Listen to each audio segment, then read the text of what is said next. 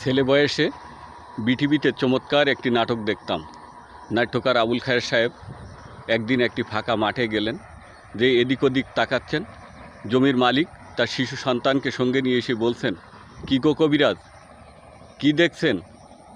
আবুল খায়ের সাহেব বললেন, এখানে একটা অর্জুন গাছ ছিল না? ওই পাশে গর্জুন, তার উপাশে চন্দন, ছাতিয়ান সহ ইত্যাদি গাছ ছিল। জমির মালিক বললেন, হ্যাঁ ছিল, কেটে ফেলছি। তখন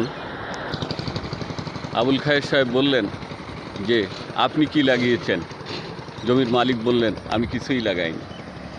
তখন আবুল খায়ের সাহেব আবার বললেন, ভবিষ্যতে আপনার ছেলেরও টাকার দরকার হতে পারে। এই ধরনের উদ্বুদ্ধকরণ নাটক, সেমিনার, সিম্পোজিয়াম আমাদের বড় প্রয়োজন পৃথিবী, বৃক্ষ এবং প্রতিবেশকে বাঁচানোর জন্যে। শুভকামনা।